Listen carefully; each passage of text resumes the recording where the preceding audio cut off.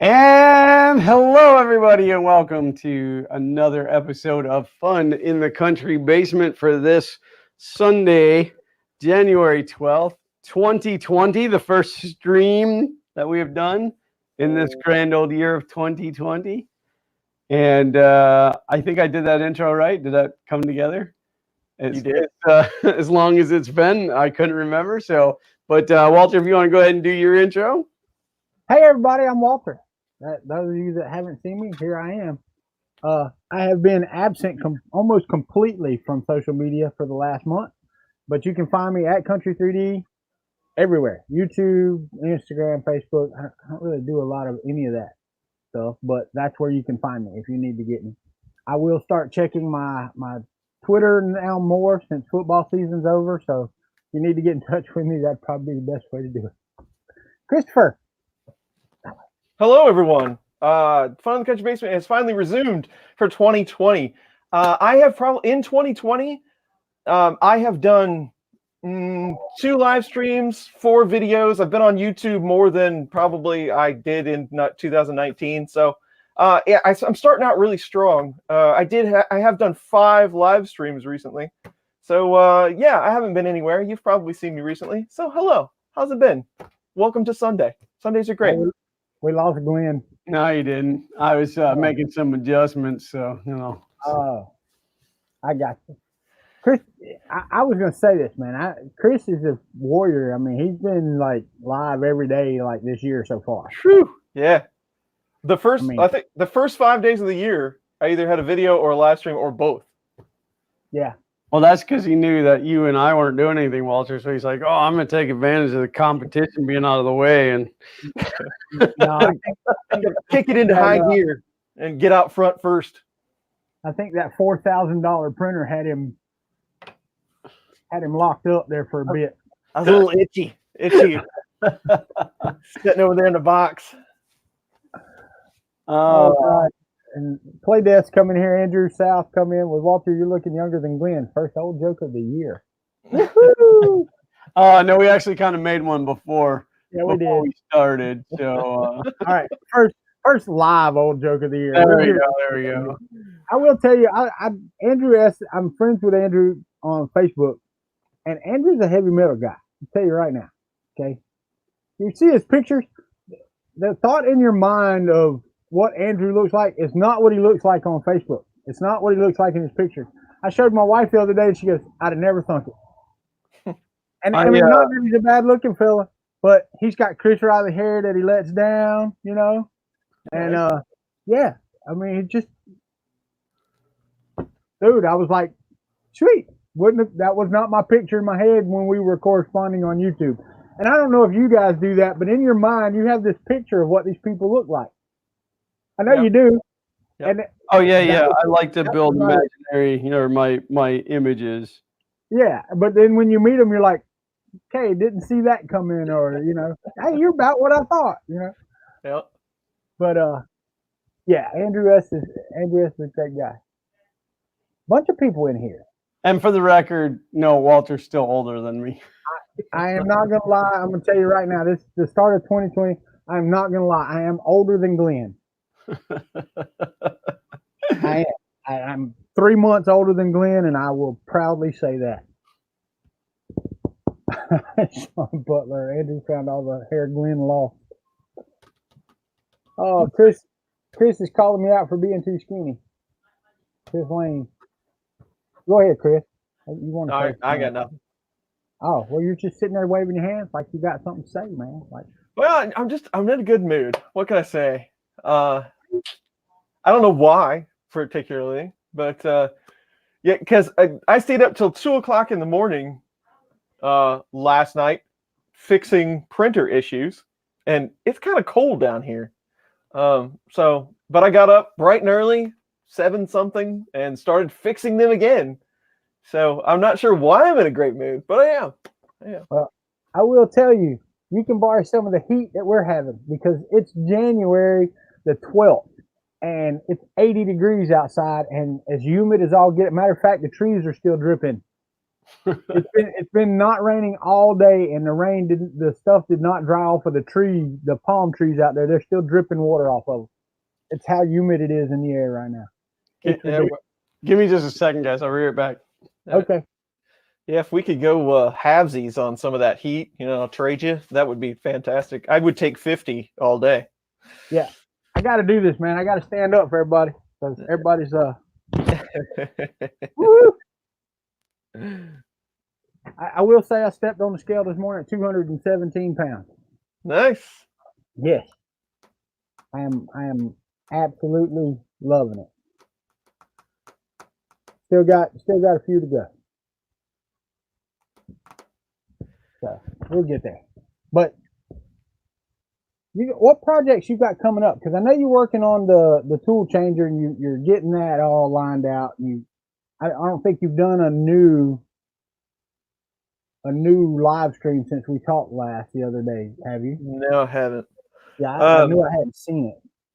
So the tool changer is we can just talk about that a bit, but it's an eye-opening experience in many, many ways. So we're used to the typical 3D printer build. You hammer it out, you work out some kinks, and then you're left with roughly, something that you can make a print on. It might not be the greatest thing ever, but you have some sort of outcome. Right. The tool changer is not that in the slightest. And on top of that, there's not a ton of information about it yet. So you can't just get on and say, okay, who's done what and find a forum post. You almost have to go find someone that was in the beta or got, way at the beginning, and try to get some of the info from them to help you out a bit, or it's just a lot of guesswork. Right. But I really had no preconceived notion about how the tool changer was going to go. I figured, we were going to build it, get it lined up. It's a multi-head machine, so there's going to be some calibration in there, extensive, especially with 4. So I kind of expected that. What I really didn't think about, though, was with the duet and the slicing and how you were going to get to this tool head, turn its part fan on, retract when it moves over this print area, on and on and on and on to make it work well, to make it work where it doesn't, look horrible. It's a lot of if, then, else, scripting, trying to get things to turn on and turn off.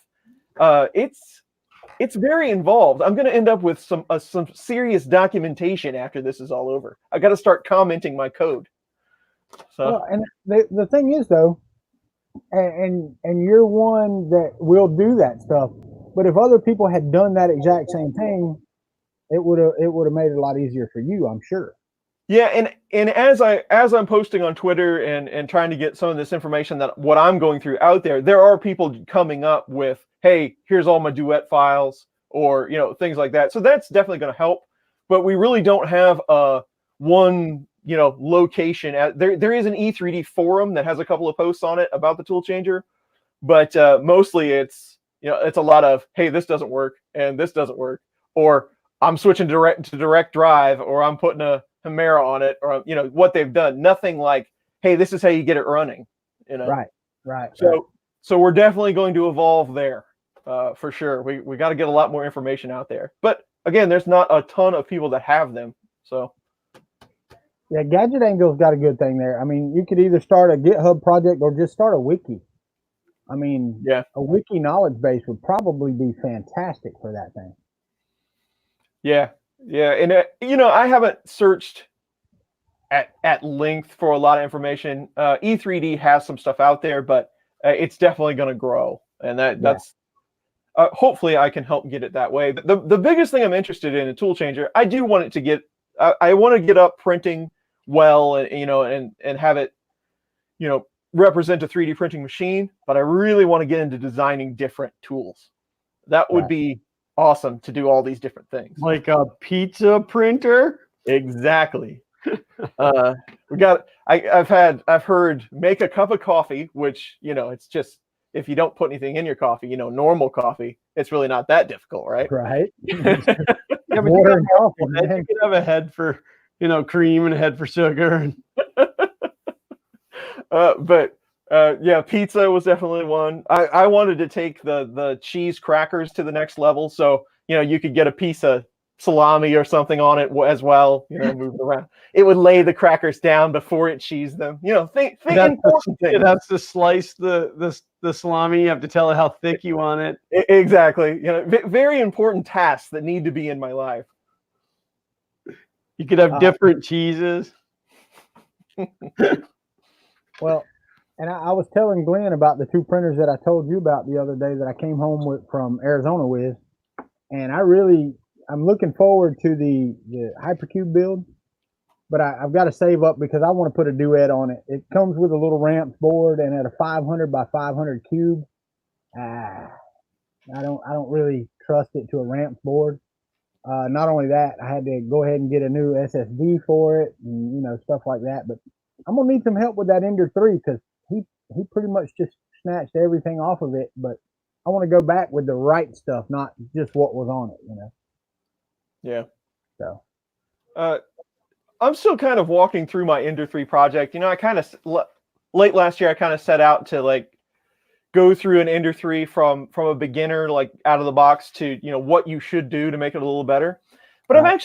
I've struggled with that idea a bit because I don't know I know what I would do, but I don't know what I should tell others to do so much. What direction should I send you in? Right. And I'm kind of basing it on price point at right now. Without let's walk slowly, spending a few dollars here and there and printing some parts, and then maybe we'll jump off into another board or something like that. Right. And But I wasn't even looking for another board. I mean, because as you know, the Kickstarter for the Copperhead is over. Yep. And I have one of those coming, and I'm like, you know what, the Ender 3 would probably be a great platform for that to go on. Yep. I'm not looking at doing high temp stuff or anything like that. And I do know that this is the board that has the EasyAble stuff on it from TH3D, so it's already got the sensor code in it for the bed leveling. Mm-hmm. So I know that's there. But he took the entire extruder off and all this other stuff, and I'm wondering if I go direct extruder or if I go, with the standard Bowden it had before, or that type of stuff. And that's what I want to look at doing and trying to make it the best Ender 3 possible for what I've got. Yeah, and go ahead. No, it's just it's tough to make decisions because I've done videos before where I just felt ridiculous, by even trying it. Like Mosquito on a stock Ender 3, that's the only change you make. That's probably not the most rewarding change right. that you would want to make on an Ender 3 you get done and push print and go, it still lays down plastic. Yeah, I have a plastic extruder arm and a gear that might not be so round, but I got a hot end that costs more than the whole kit. Right. A hot end was more than the whole printer. Right. So yeah, I struggle with making choices about what to throw on there, but we'll see how that goes. It's always entertaining. Gadget Angel, that's a video for Chris right there if I've ever seen one. How to check PTO, check the thermal colors? Yeah. Checking thermistors, like statting them on, I just found this thermistor on the floor. What is it? I have tried to do that before. You have to have a thermocouple to compare it to, of course, but there is a way to do it, and you can kind of get ballpark, what it might be. Now, thermocouple, like PT100s, amplifiers, all that stuff, that would be a really long-winded experiment, but it could be done. Yeah, but to check your temperature sensors and that type of stuff, whenever you get a kit in, just to test that stuff out before you start putting it together or whatever, get all the way into your hot end and find out that your bed leveling sensor doesn't work. So you have to take the whole X carriage back apart or something like that. Those videos I think would be pretty good. Yeah, that's not a bad idea. Preemptive checks on all that stuff. That's not a bad idea. So when you get a kit in, you can go, hello, well, let me test this part and this part and this part before I put all this together, Right. Because contrary to popular belief, if you don't get a Creality product that takes 2 bolts and you just plug everything in, some of these are a pain. Yeah, yeah, You know, absolutely. tool changer, Mike. Yeah, yeah. You know, the biggest thing on the tool changer, one, I have a new respect for Duet because of that DuX board. That ribbon cable that connects them together, brilliant. That is a really cool setup. But two, all of the wiring harnesses except one plug were finished, and they're all the exact length. So that Wow. saved huge amounts of time. Oh yeah, I can imagine. Yeah. So that was awesome. I do need to check though. Remember the other day I was telling you about that 500 cube printer and whether or not I wanted to build it in here. Somebody tell me how much 500 millimeters is in inches. Somebody can look it up faster than I can. 500 millimeters in inches? Yeah. It's 20. 20 inches? It's like 19. 500 millimeters is about 19 and 3/4, a little less. Okay, so 600 millimeters is try that one for me. 600. It's almost like right around 23 and 3/4, 23 and 5/8.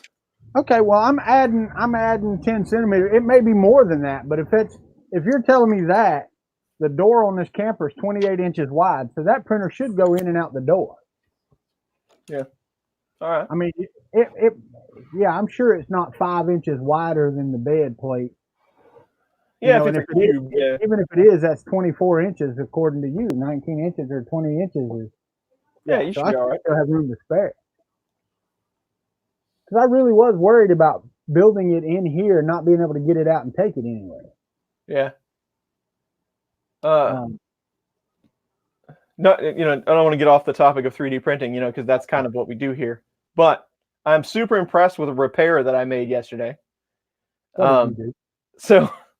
So let's see. Friday night, the laundry, the washer and dryer are down here. So I get tasked with a lot because I walk them down the stairs roughly 300 times a day. So I get tasked with take these clothes and put them in the washer or put them in the dryer, whatever. So I do that quite often. Well, I'm taking stuff out of the washer, I put it in the dryer, hit the button on the dryer, nothing.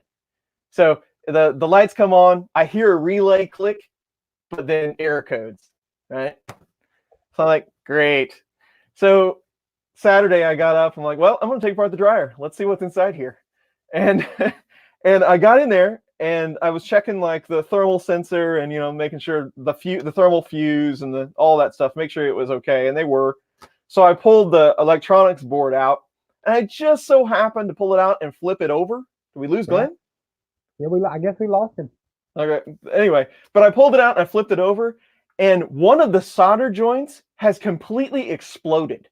Wow. So there's a relay in there. It has about 5 contacts on it, but one of them would just blown up, and in the back side of where it was mounted was completely charred. And I've had that dryer for probably 13, 14 years. Right. But I got in there and I filled it full of solder and resoldered it up, put it all back together, fixed, dry clothes. I'm like, hey, I'll take it. Those are always good, man. Well, so I don't know how do you think that went? Is that a QC problem? Like when they were the machine that was building that board just didn't hit that one good enough? Well, I mean, you're talking what, 13 years? Yeah. Why that one? I mean, I'm sure that's the leg where the load was, but yeah, but life expectancy for washing machines now is like 6-7 years tops, man. 5-6 minutes. Yeah, right. Well, I mean, you said you've had it for what, 13 years, right? Yeah. Wow. Yep. Okay, so it's worked all this time. It just finally wore out. That mechanical joint there just finally.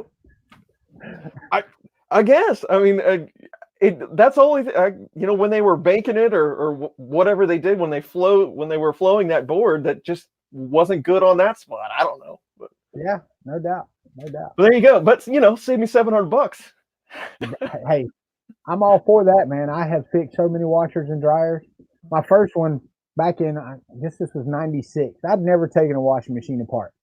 But you know that it was the old agitator type, not a front load or anything. Yeah. It had an agitator. I didn't know how they worked. So anyway, I go to tearing it apart because we were broke, man. This is when I was making, $225 a week was my paycheck. Yeah. And I take it apart, and these little things in there, these little flaps. I'm like, man, that's got to be cheap. Anyway, come to find out they were called dog ears. I'd never heard of them before, and they were like $3. So I called a buddy of mine that fixed washers and dryers, and I said, man, my machine's not doing this. He said, yeah, it'll be $115 just to get me out there and look at it. I'm like, okay, good. I fixed it for like $3. That's right. Yeah, always looking for that shortcut. No, I was just shocked that it worked after that. I figured, oh, well, the relay blew up or, something bad happened. But man, I put it all back together and hit the button and it started working. So I was more than impressed. Yeah, Michael Cassell said his parents had a Kenmore that lasted 30 years. Well, of course they did. Made out of cast iron. I think my grandmother had hers from the time my mother was born until well after I was born, and it still worked. But they don't make them like that anymore. Nope. Yeah. I did. Yeah. Have you been watching any of the CES videos? No, I have not caught any of those yet. I've been looking at the smart home stuff, dude, and they are coming out with some crap. Yeah. I mean, it's going to be expensive at first, but they've got the see-through LEDs that you can use for window panes now. Huh. So, like, if you want it to be stormy outside, you can show a storm out your window or something. Excellent. I was like, dude. I watched a movie years and years and years ago. It's called Ice Pirates. I don't know if you ever saw it or not, but it was a cheesy B-rated film. Yeah, I think I've seen that. There was this one scene where they're in the bed in this spaceship or whatever, and they've got this wall behind them, and it's like a rainstorm. And of course this is a 4D one, so it's got rain dropping on them and stuff like that. And I'm like, I just want one of those windows. Not only that, there was another. What movie was it? Was it Total Recall? Yes. Where Schwarzenegger is sitting down at the table, and he's got the window right here, and then the news pops up on it and stuff like that. That would be awesome, man. Yep. That would be awesome. So I'll run this past you, Walter.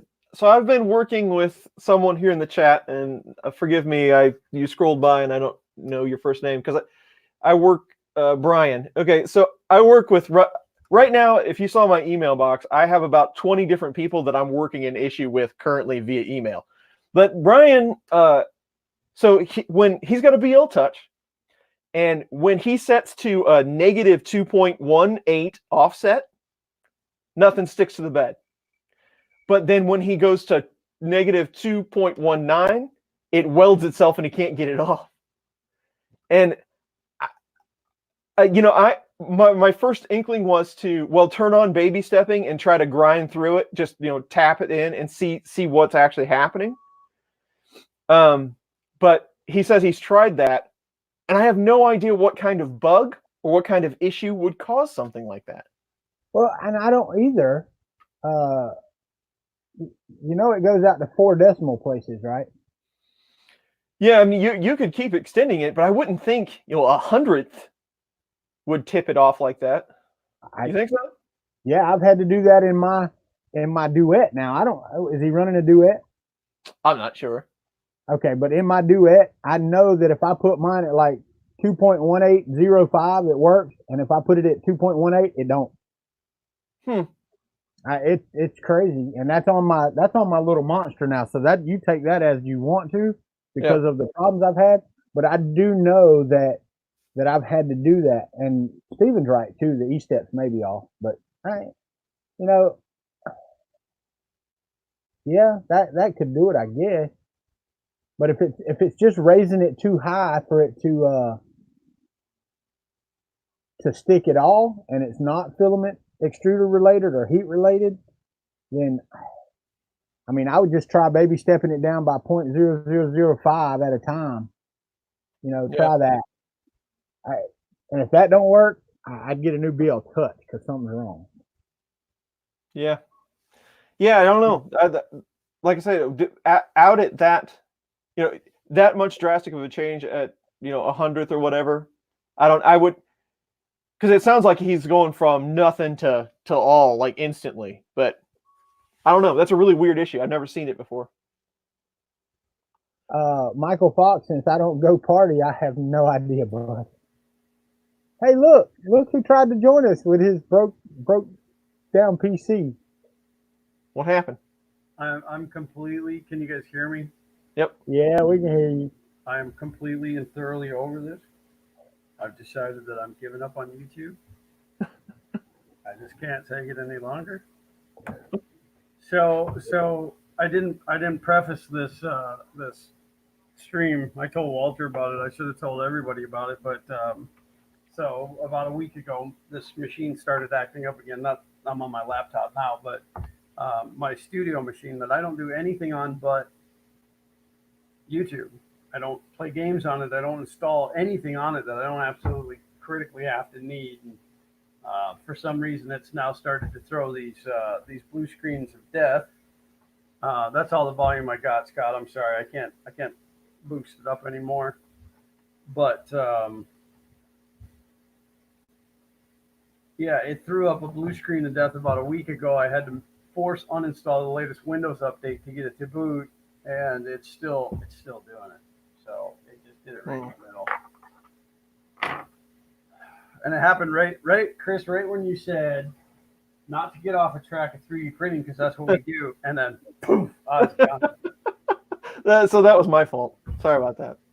Because I was going to make the comment, what is it that we do? Get off track of 3D printing? That does happen a lot. Yeah, it kind of is what we do.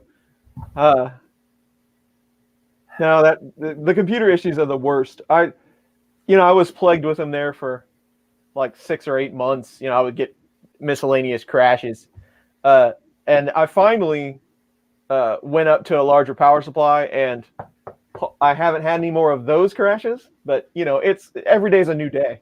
So I'm gonna see if I can get any more volume out of the mic, but I think this is all you get.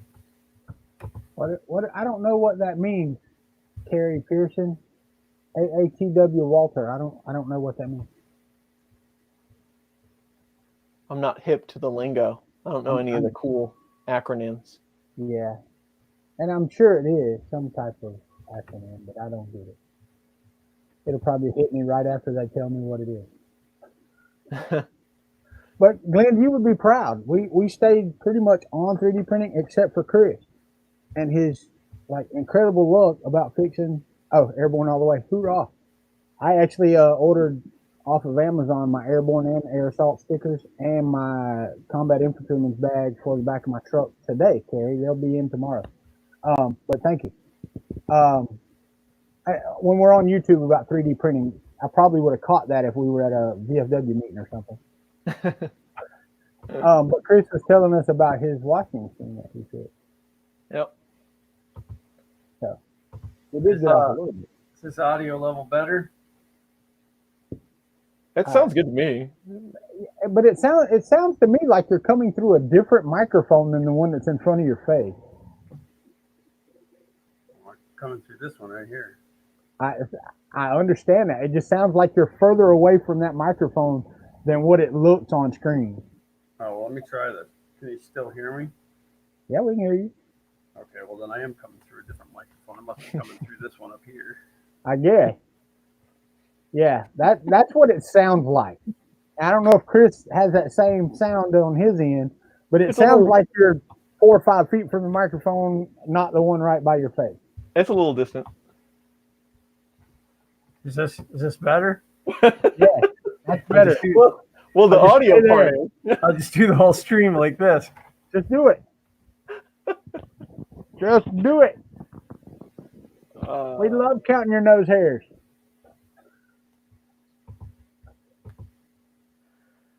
Yeah. Hack Monkey said, "Tap the mic. It doesn't sound right." Well, of course it don't. How about this? It's different. There you go. Loud. Yeah. Yeah. Okay, is it too loud now? No, but I don't guess. You're louder than Chris. I don't know if you're louder than me or not because I can't hear me. You should be good. I just like at this point, I just want to go punch myself in the face. Wait, let me drop down there. I'll do it for you. I hate computer problems. Me too.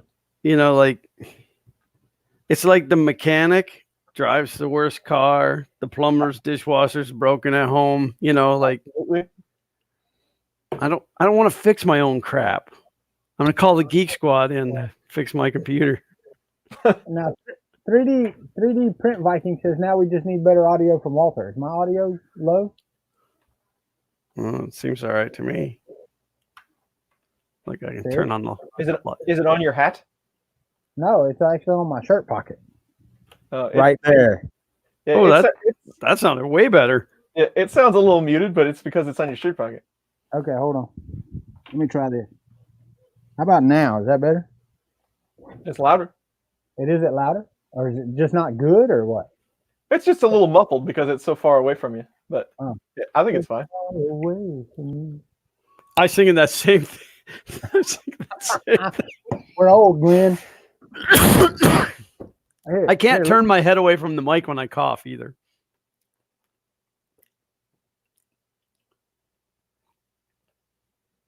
I don't like being this close to the camera. Is it working? I feel like I'm in a paper sack and you're looking in. Can you see me? You don't know how many conference calls I get on, and it's that. No, we can't see. Can you? Yeah. Is that better? Is it less muffled now? Probably, yeah, a little less. It's closer. I thought I had a headset for this one, but I don't. I don't think I do anyway. No, I have a headset for my other one. I'll tell you what. Clint sent me this stuff, dude, and it is fantastic. I love the mixer. I love all of this stuff. But sometimes it's just hard to get it set up right when you're not listening to yourself. I No, really, it's almost like you need a producer. Right. yes, Right. that's what I need. One that works free. Actually, I need what are those? Yeah, Uncle Ron sent me a link to a product that takes in like 4 different HDMI cameras, and I mean it pretty much does all of your post while you're doing it. Like when you switch cameras, it does the fade and all that stuff. And I said, well, that'd be really handy if you had a producer, but I couldn't imagine trying to run that thing doing my own stream. See, I've got all the software on here to do that, multi-camera angles and all that stuff. But you're right. Without somebody sitting over there actually punching boards for you, it's just not going to happen. You know? Chris is using his mouse for something. We're in trouble. I needed batteries, so I needed to scroll back. Did you get false triggers MMU2 IR sensor, getting it every print, sometimes multiple times? That's just the glorious nature of the MMU2. I mean, that's just a bonus. There's a very specific spot, and I don't know which. You've got MMU2S, so you've got that chimney on top probably, which isn't that great of a design. But anyway, there's just a really specific spot where you put that chimney left or right that it's going to allow that sensor to trigger every time. There's really no rhyme or reason to it. You just kind of have to mess with it until it starts working. I know that's not a great answer.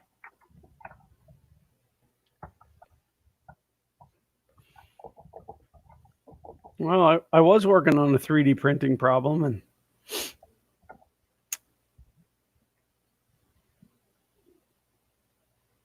Michael Cassell said he's been pricing out building a new computer, an i9 with 64 gigs, and he can't convince himself to pull the $1,200 price tag. I don't blame you. yeah, that's got to be just. I mean, $1,200. That's what processor, board, and RAM by itself. Yeah, and AMD is actually beating the snot out of friggin' Intel right now. So. Yeah, but that's only for the next 12 minutes. You know, like Intel's had no answer in 2019, not for the last 12 minutes. I've been watching Gamers Nexus, dude. They do some good videos. I like. Yeah, watching. but I mean, like it's been same with graphics cards. The Radeon will come up, and then the NVIDIA will come up, and then it's always. Well, and that's true. That's why I'm not stuck to any one platform. I don't care. Whatever's the best, the best. The AMD Ryzen 5 Ryzen 5 2600X that I'm running in here, I need no more speed than that whatsoever. It's been fantastic. So, and I think my video's better. I hope today. Wish mine was. This is fine, but you've got like the God's internet over there, like Martin. Yeah, but I forced this webcam in this laptop is like really, really crappy. I mean, it's like a 12 or 14-year-old laptop, but so I forced it to 720, but there's a box on each side of me. Like, let me out of the box. Everybody's got widescreen. I don't. Can you see up my nose? No, but we could earlier. Carl Schumann said his 3D printer problem is after 6 hours of printing, it goes into a power reset. What kind of printer is it, Carl? Sounds like a bad power supply. It does.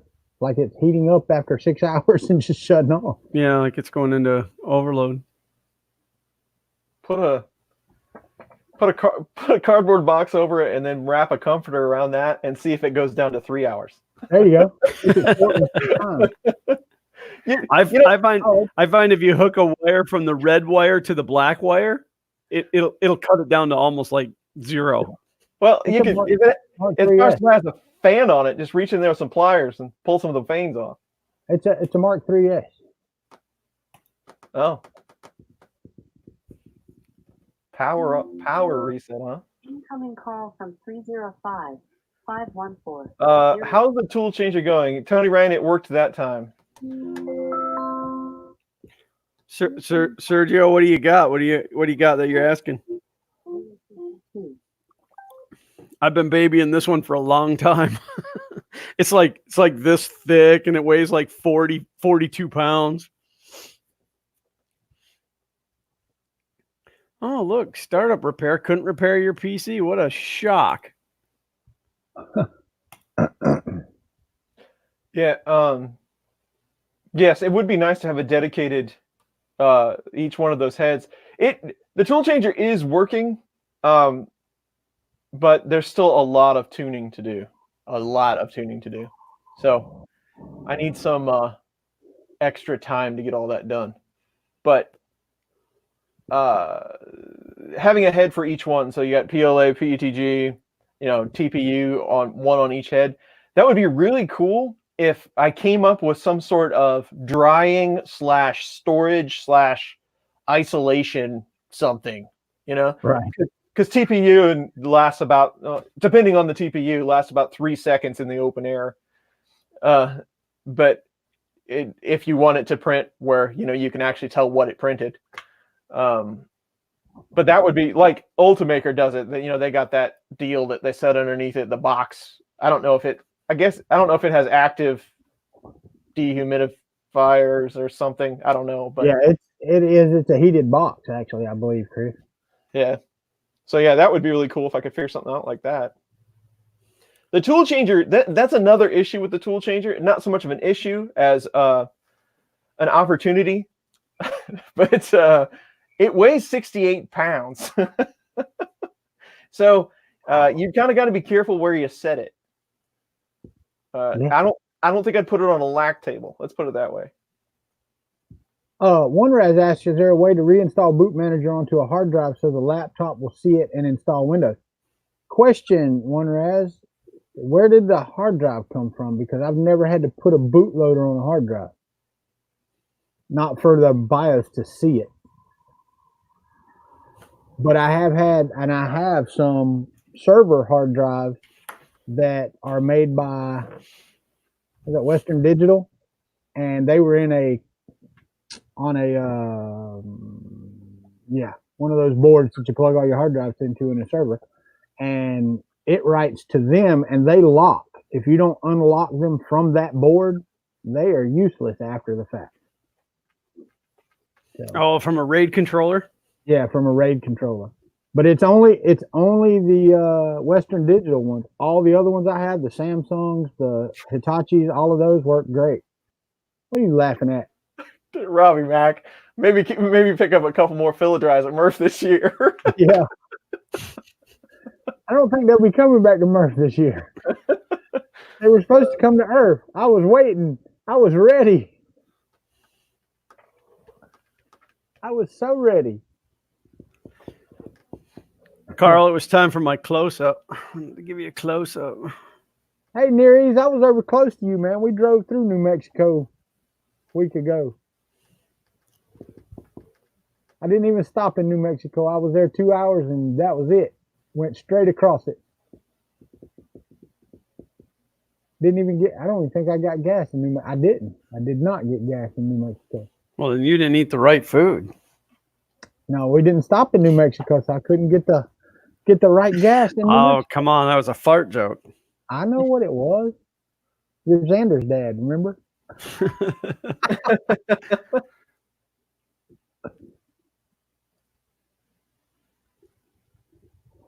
Yeah, I wasn't taking any detours, man. I drove, when we left Glendale, I drove 19 hours, and we spent the night this side of Houston, so that I didn't have to go through Houston in the morning when the rush hour was hitting. Yep. So, yeah, and I actually slept 2 hours late. I was so mad. I set my alarm for 5:30, and when it went off, I reached over and cut it off and woke up at 8 o'clock. Said it's time to get on the road. So we didn't get home. We still had 12 hours to go. Well, about 10 and a half, I guess. We got home about 8:35, I think it was. But that's because we stopped and ate seafood in Louisiana and that type of thing. So White Castle for extra gas, that would do it. That would absolutely do it. Oh wow, Winraz. I don't know. Oh, the USB on that laptop doesn't work. Okay. Tony Ryan, White Castle is for the right amount of gas. There you go. Okay. Also good for peeling paint. Peeling paint.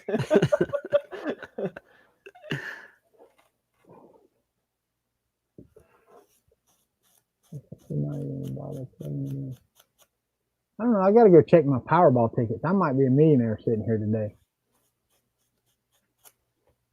Probably not, but I could be.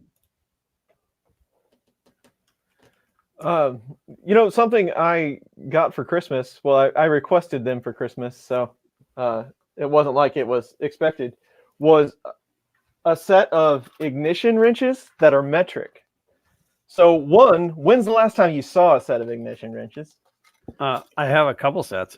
And, well, I mean, like anything that you would actually use them for. Right. A tractor, maybe? Yeah, when was the last time that you seen an ignition that needed an ignition wrench? But on top of that, metric ones. Yeah, I have a set of standard and metric. They are super handy. What brand did you get? Oh, just a cheap. They're like PT, a cheap part store brand. But yeah. But it's even got some half sizes, and I've already used these like 10 times. Nice. So I thought that was pretty awesome. It goes all the way down to 4. So that's pretty cool. The thing about it is they come in handy when you have to have them. Yeah. It's like having 4-wheel drive on your truck. It ain't necessary till you need it. Yep. These are super handy with like tensioning belts and stuff like that. They've really come in handy. Nozzle sizes and such. Look, Neres wants to know what's special about them, Chris. What's special about ignition wrenches? Well, they're super tiny and they're slim wrenches. They're not. Yeah, they're real. Yeah, I was gonna say they're not thick. They're real thin. Yeah, so you can get them in tight spots. And then they're also, instead of being like a regular wrench, you get them 90-degree offset as well. Just sometimes easier to get into what you're trying to get into. I had, I never really looked. I have a set that somebody gave me when I was a kid. That are 4 million years old. Who knows what brand they were, but I hadn't seen a set to. Well, I never really looked, right? But I never seen a set to purchase. In a store or anything like that. I never really paid attention to ignition wrenches because I would have never used them. But so they go. I used to carry one under my motorcycle seat on my Honda 80 because I would have to file the plugs like every time I cut it off. So I could use that to loosen them up, stick a fingernail file in there, and get it started again.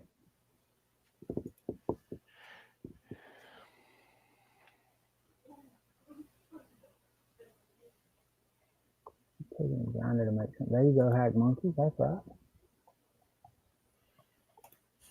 Yeah, well, that's right. You'd have to go back a little ways to get the good out of them. I don't even know the oldest car I've ever worked on. I mean, I've worked on some of the classic cars, here and there, but not extensively. Like all the stuff that I've have a lot of experience in has been fuel injected and like 1990 up. Oh, you've missed out on all the good days. A lot. Yeah, I've done like early 80s Dodge pickups and a few things, but like the stuff that I've pulled motors and rebuilt them and stuff like that has all been fuel injected. And one of my cars that I kick myself all the time about getting rid of, I had a 64 Chevy 2 Nova. Mm-hmm. I kick myself all the time for getting rid of that beast. But at the time, guy offered me more money than what I had in it, and I'm like, heck yeah, I'll take it. And now I could probably, clean it up, dress it up, get a good paint job on it, and sell it for $30,000 on one of these auctions anyway. Steven said I didn't even stop to say hello. No, I didn't, because I did all the driving, and when we hit the driveway, it was 4,480 miles. And that's a lot of driving. So, no, I didn't stop. See anybody. I didn't even take a computer with me. Now, how odd is that? I'm a programmer for a living. I took no computer with me whatsoever. I just want to take a moment and make an announcement that Scott McClellan is in the chat. He doesn't usually get to join us on Sundays because of the time frame doesn't work for him, but it's good to see you in here, Scott. Steven, you can't believe I drove that. Well, we drove there, and then we went to the Snow Bowl up in Flagstaff, and then I drove home. And yeah, it's a long way, man. I don't want to do it again. You got 2 thacks from Scott McClellan.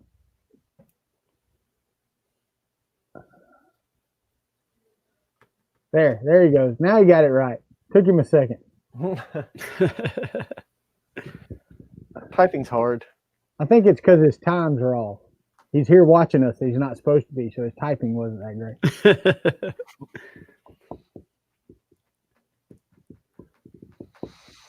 I know there's stuff I should be doing while I'm standing here. I just can't think of what it is. I'm not. My 2 project printers are still in the back of my truck. I have a box of miscellaneous stuff that I need to go through. I should do that while we're standing here. Where is that box? It's right over there. No, a little bit to the left there. Yeah. No, underneath that thing. No, that's where it was yesterday. Oh. Well, I know I moved it since then. It's right wherever you moved it to, man. Seriously, I don't know where I put it. Hold on, I'll look over here. Stephen the Lightspeed said, "Who is Scott McClellan?" Scott McClellan, he's like 2 people below you in the chat right there. See, Scott McClellan. He said, "Don't tell anyone." Scott is an awesome dude who provided about 99.9% of all the wiring for the FK1, and continues occasionally to send me gifts like these delicious sugar-free candies and some resin for my resin printer that I still haven't used. I'm going to get around to it. I want to take a second and tell Bryce Schwartzwelder thank you for the Christmas card that I got. Do you appreciate that? I want to take a second and say, Bryce, thank you very much for the $2. All right. Hey, Chris, one rat says it's on the shelf, man. Well, I got one on the shelf, but I'm usually not that tidy to put things on shelves. Is it right behind that elf on that shelf? I see what you did there. Tricky. It I don't doesn't know work what after to do. New Year, man.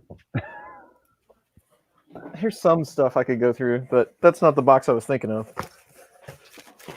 It's not the droid you were looking for?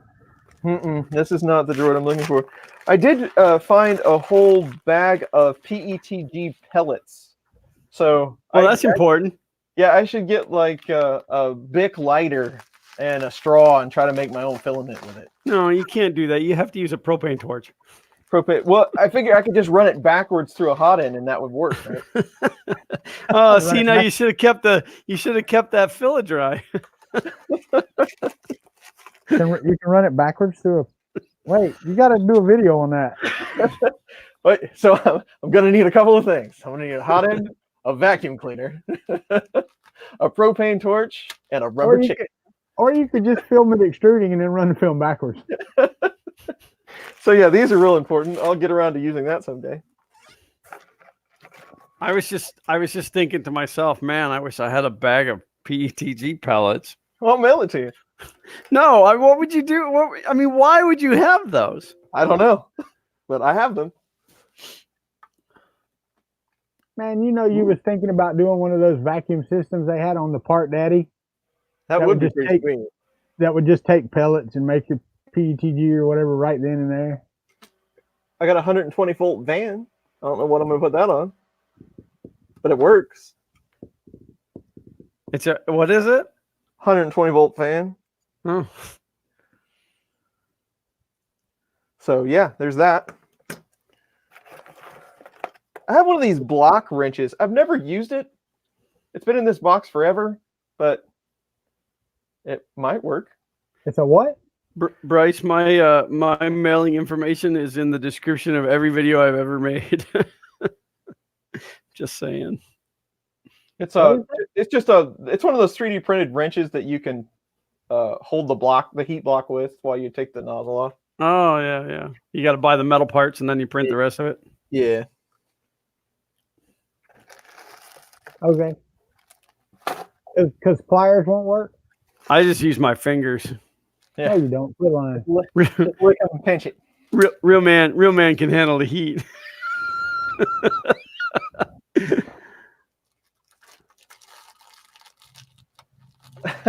Mike, please let's not start that game sending Chris stuff I don't know what it is or what to do with it, because I've got way too much of that already. That could be a whole segment on YouTube. I'd have to buy a new house. What is this? What is this and what am I going to do with it? I'm going to put it right here in the trash can. I need to do a lot of that. Yeah, you and me both. I really, really need to do a lot of that. I went to put the Christmas decorations up, and there's a spot where they sit at the front of the door. That's the only thing that has moved in that shed in more than 10 years. Yeah. And it's full from front to rear. There's enough room in the front just to put those boxes. Yeah, it's time to take the Christmas stuff out and then just don't even look at the rest of it. Just put it into a dumpster. I look back there and I'm like, I was thinking about buying an ice cream machine last year, and dang if I ain't got one sitting over there on a shelf in this shed. There's a reason I don't have an ice cream machine, because we don't make ice cream. I will tell you, I got an air fryer. I want to say this right here, and I am not sponsored by them, and neither is Glenn. But I got an air fryer while I was on base because it was a good price. It was $100, 5.3 quart, nice big air fryer. I wanted one to help me cook healthier. I did all that, right? I get home, and it's got this little mechanism where when you pull the door out, you have to push a button to release the tray that's under it just to have the fry basket, right? So I'm taking it out to take it over and clean it. And what does my smart person self do? I mash the button while I'm walking across the kitchen. And the pan falls out, hits the floor, and busts the plastic off the front of it. Right? I ain't had it a week. My wife's like, what the? what are you doing? I said, I had no idea. My thumb just decided to push that button. It was a button. I had to push it. Check this out. It was $119. I had this machine. I called the company and I'm like, look, I'm going to tell you exactly what happened and what I need. So I tell the lady, and it's a lady from India. She didn't understand me. She said, I'm going to transfer you to the U.S. customer service. They can help you. So I transfer over. So I tell the lady, this is exactly what I just told you. I'm walking across the kitchen. I push the button and bust the plastic. Well, by this time, of course, I have epoxied it because I really didn't want to tell anybody I was stupid. So I epoxied the two little, all it did was pop the places in the plastic where the screws actually come into. It had popped those off. So I unscrewed them and epoxied them back on. Well, when I put it back in, it was still, poked out a little bit because I didn't get it perfect. All right, it's not perfect. So I call them and I tell this lady, and she goes, do you have the receipt? I'm like, no, I bought it in Arizona. I didn't figure I was going to return it. So I throwed the receipt out. So she's like, tell you what, you've only had it a week. There's really, she said, can you take a picture and send it to me of what actually you broke? I said, sure. So I took a picture and sent it to her. She goes, I'll tell you what, Mr. Gray, I can send you a new unit for $19.99. I said, so you can send me a new one for $20. She said, yes, sir. I said, okay, cool. Let me get my wallet. So I paid her. I said, so when I get that one, I send this one back, right? She said, no, you just dispose of that however you want. There's nothing wrong with it other than the door sticks out just a little bit. So for $20, I got another brand new unit coming to the house. Nice. But that's great customer service. I mean, it is. And that's the way it should always be. But and the thing about it is, you wouldn't think from one of those product as seen on TV, because that's what this air fryer is. It was probably the first one that came out a while back, but it was crazy. I was like, for $20, I just bought this one for $120. Yeah, which means that's how much they make profit. No, I'm just kidding. Yeah, well, it's not that, but I'm telling you this on YouTube, and I'm not going to tell you the company because I don't want people calling, hey, I broke my air fryer this week. Can you sell me one of those for $19.99? And they've never had one. Yeah, they just send a picture off the internet. Right. They just link to a picture on the manufacturer's website. Yeah. Dave Avery said, send one to Chris. I'm not sending one to Chris. My daughter walked in yesterday. She said, when I turn 18 next year, when I graduate high school, I'm taking one of the air fryers with me. They're really handy. Cool. I mean, my oven at this point is still broken. So my wife has been using the air fryer pretty much primarily for dinners. So, and the only reason that the oven is still broken is because I have to replace a $10 board in there, but it's on the back of the 700-pound oven. Yeah, right. Yeah, that's the only reason it hasn't been fixed yet. I have the board. I just have to muscle a 700-pound oven out of the cabinet. No, Carl, you ain't getting no free air fryer. Not on my dime, buddy. When when Walter hits the 5,000 subscriber mark, we're going to be giving away an air fryer. That's going to be on my other channel, Country Living. where Walter then shows you how to make frog legs and cricket bites. Let me tell you, man, I have used that thing to fry everything, and I don't know if y'all have had them or not, but the dadgum at Walmart, they got these butterball turkey breast loaf. Have you seen those? The butterball? Those things are awesome. Savory herb and Cajun. Man, put them suckers in that air fryer. Oh my goodness. Yeah, those things are awesome. They're so tender. I told Regina, I said, that's the end of baking turkey for Thanksgiving. We're just gonna fry a couple of those in the air fryer and be done with it. Yeah, we made all kinds of stuff, and I say I don't make crap around here. The hardest cooking I do is top ramen, but no, Grisilla has made like chicken wings in there and all kinds of stuff. It's great for like Texas toast. I don't know. She cooks all kinds of stuff in that. Martin, man, come to Florida. If you want to know, come to Florida. I will show you how fried frog legs are. And cricket bites. You can pretty much go to any Chinese buffet and get fried frog legs. Oh, I thought those were kittens' legs. They may be. Carl wants to know if I'm ready to build a Squire. I've got the answer to that. Wait for it. No. Hey, you're right, Hack Monkey. If they've been cleaned well, they are good. I've had some that tasted like Mississippi mud, and that is not good. But for the most part, frog legs are pretty good. They do not taste like chicken. They taste like friggin' frog legs. And I said that before Carl Schumann's comment popped up there so I could see it. Tastes like chicken. Like people say an alligator tastes like chicken. No, it don't. No, it's rubbery. Well, that, and it's got a water taste to it. You can tell that it's from an animal that lives in the water. I kind of like alligator. I thought that's where chickens lived. No, listen, the chickens that live there are the ones that got off the hook when people were fishing for alligators. Chicken tastes like alligator. Yeah. How do the machines know what chicken tastes like? I mean, maybe that's why they made it taste like everything. Nery's come in and said rattler's good too, but bland. It needs seasoning. You know what?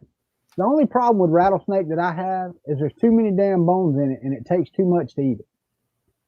I mean, it's just as bad as a fish belly. I don't eat them either. I cut them out. And I'm too old to be picking bones out my throat. People eat fish belly? Well, of course.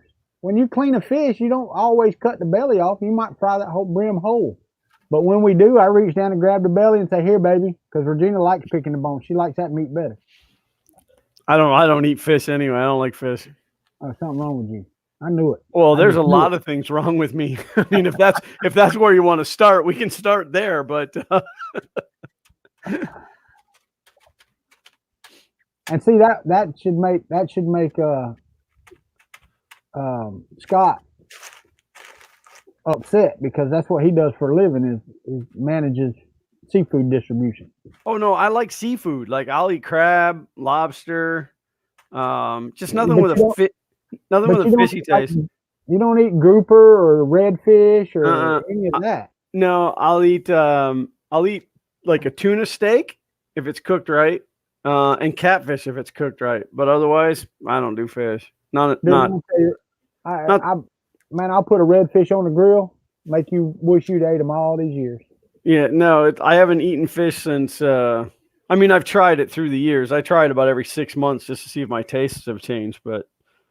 But even like oysters and stuff, if it has a fishy taste, I can't do it. Yeah.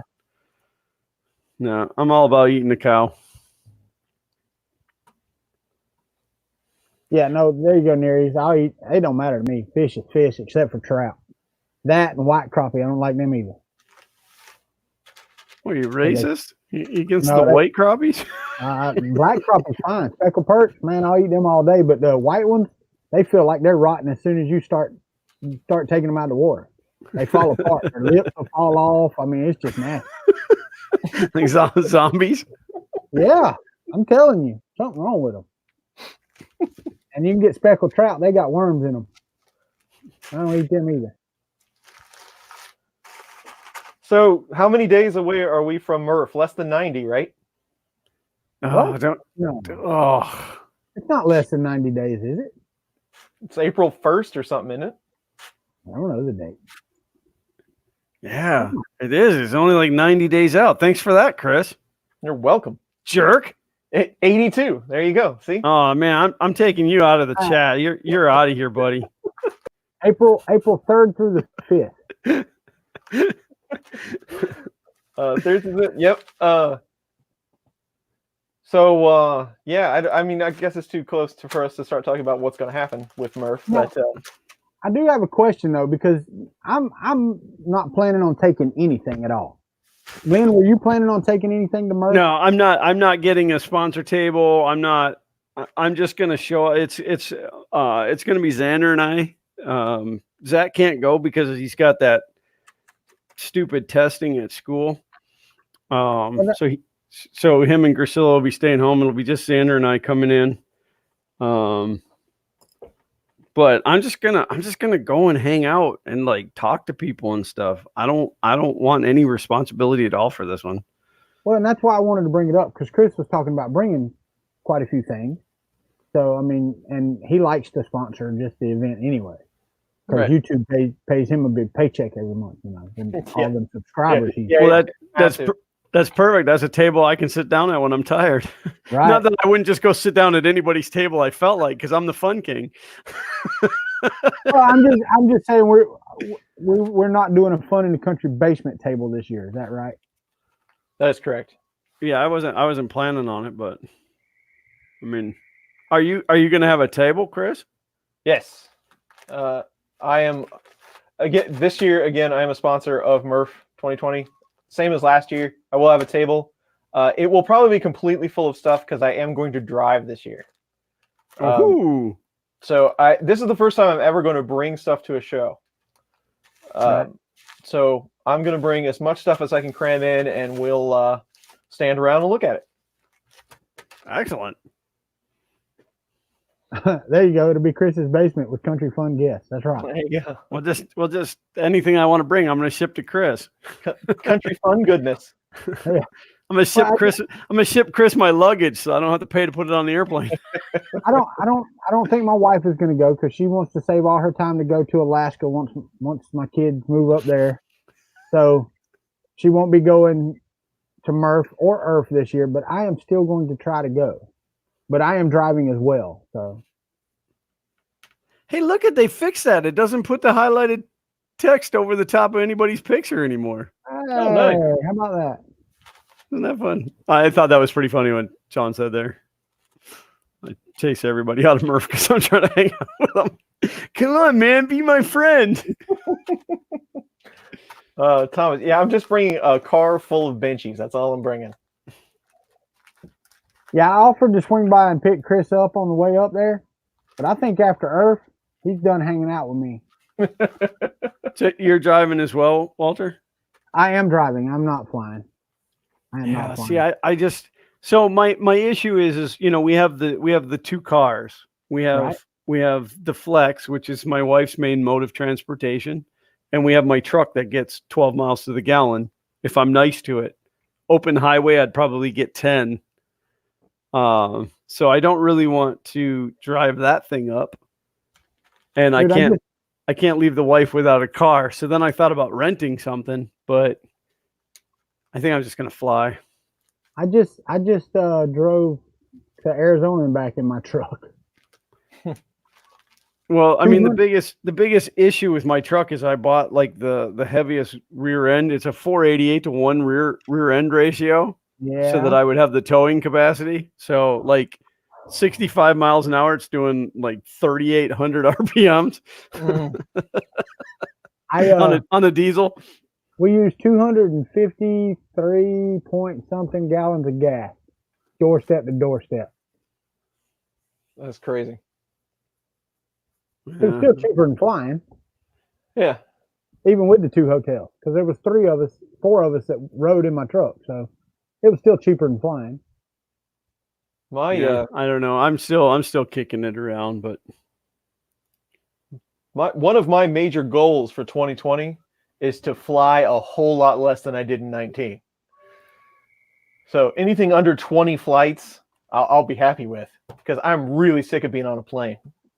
Yeah. The 9-hour car ride will be heaven compared to all of those flights. And 9 hour ride is really not that bad.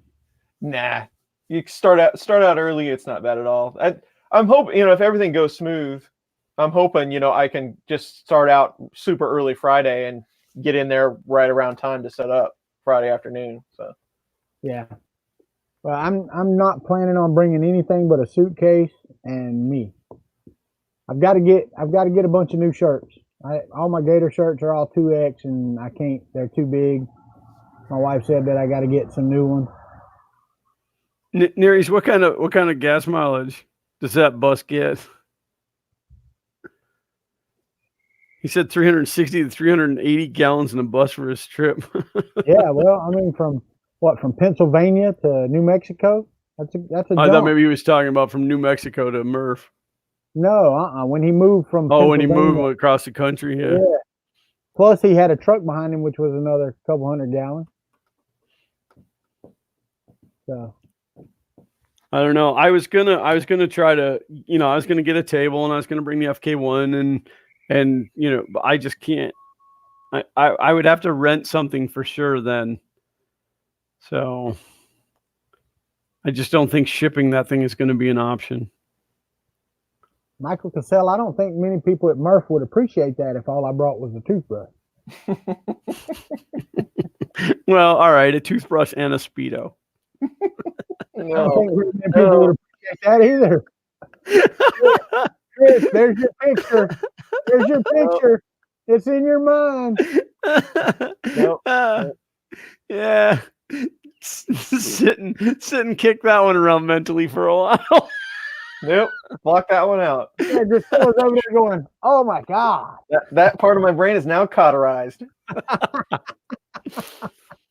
Uh, Well, yeah, it should be good times. I think so. I'll be glad to hang out this year, though. I really, and don't get me wrong, I enjoy talking to folks, and I still will talk to a lot of people. I don't like being tied at the table. well, no, and Earth was really cool, being that it was the three of us and that we had the booth. It was a little less, but it was still like when I would go out and walk the floor, I still felt that I needed to come back, that I didn't want to leave you guys. Like I didn't want to dump the responsibility of the booth on you guys all the time, So there was still that overlaying. I mean, even when I walked around, I would still eyeball over there to make sure that y'all weren't packed over there or something like that.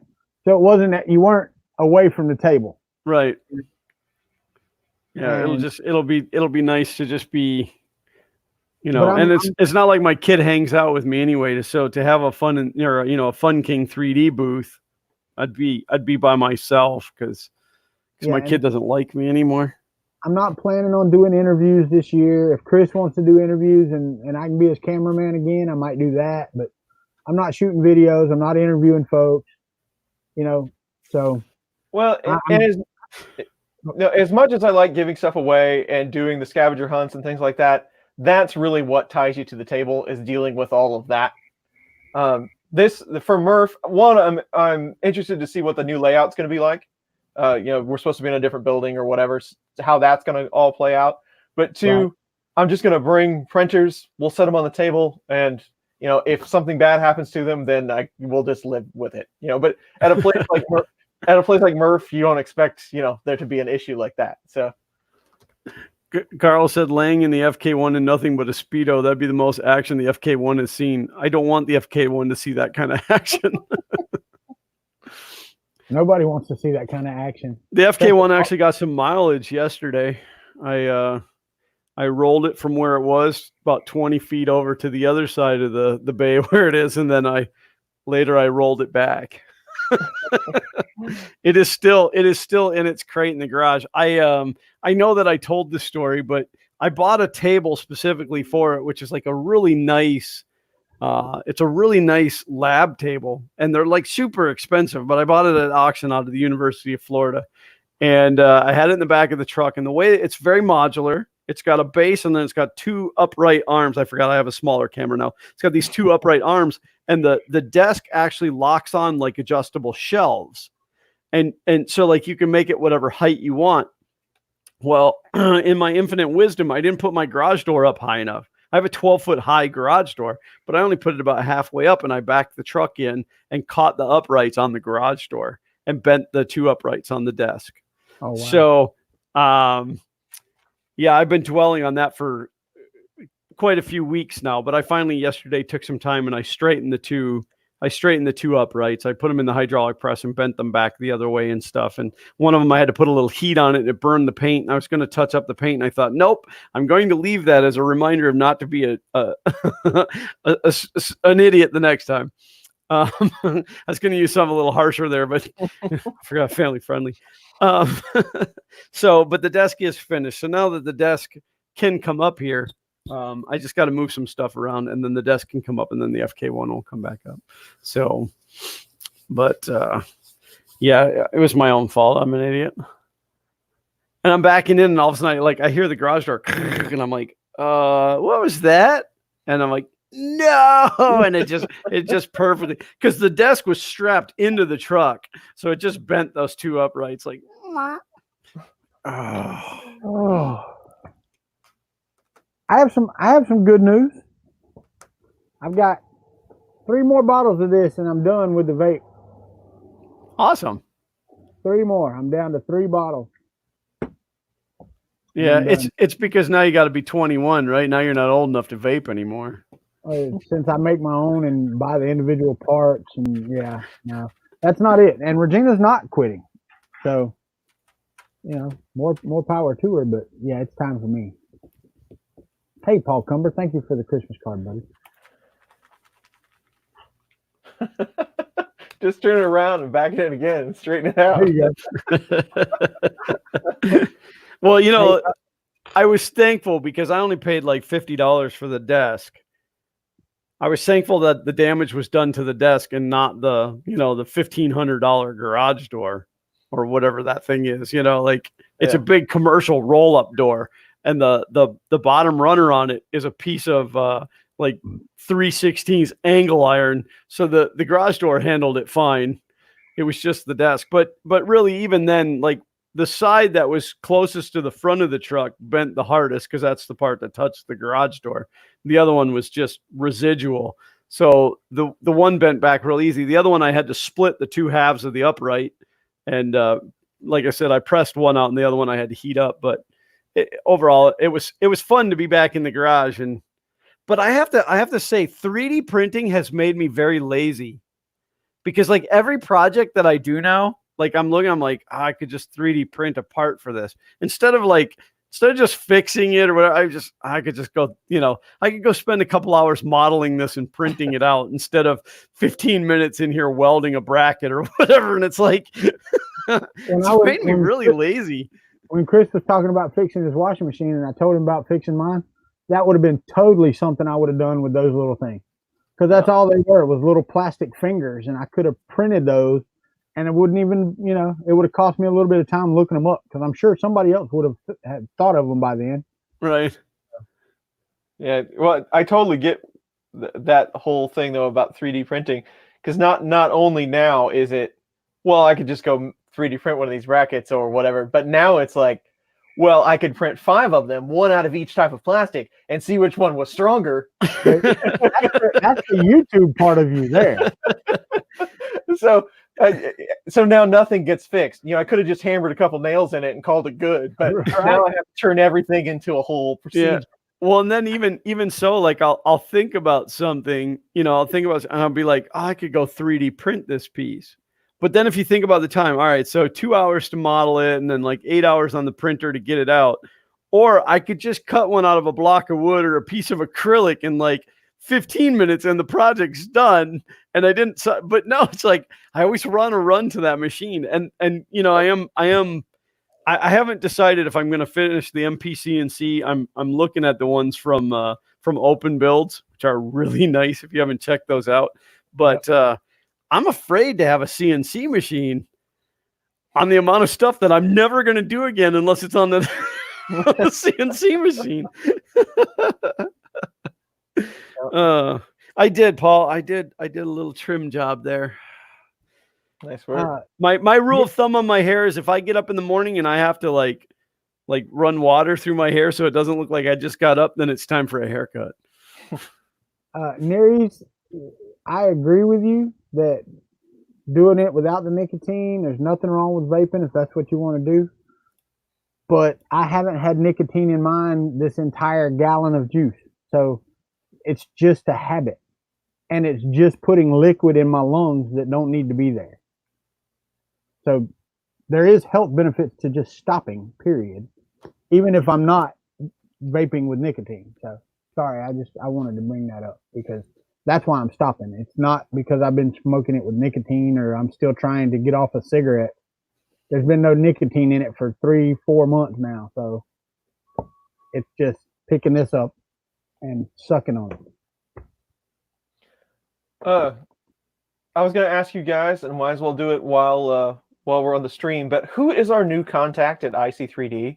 I sent support an email about some spools and some such, but I never got anything back. Ryan. What was Ryan? is that his name? Brian? Ryan. Ryan. Yeah, Ryan. That's it. Yeah.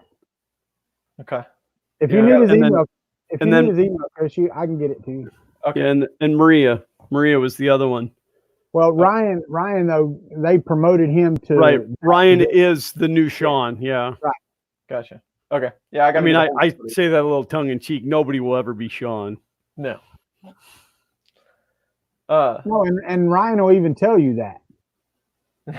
Oh yeah. No. But I just want Sean to understand that I don't feel anybody could ever replace him. I had somewhat of an interesting experience over the winter break for the kids. I don't have children, so I don't work with children, like projects and things like that, like you guys probably have. But my nephew came over. He's 12, and he got one of those kits for Christmas, LEDs and switches and breadboards and stuff like that, patch cable stuff. And I showed him what some of the stuff was and how to hook it up. And, we did an RGB light and all this good stuff. He seemed really interested. He, of course, I told him how it worked, but of course he's not going to get it in 3 hours, actually how things went, resistance and all that good stuff. But he seemed to really enjoy it. But you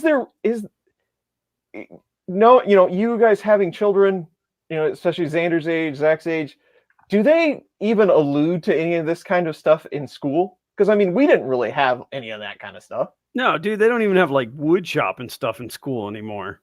Well, that's not true. They do it hours. Well, I guess you got to live in the country to get that. They actually brought auto shop back, and they have an HVAC shop and everything else at our high school now. Well, our high school just added a construction program. Right.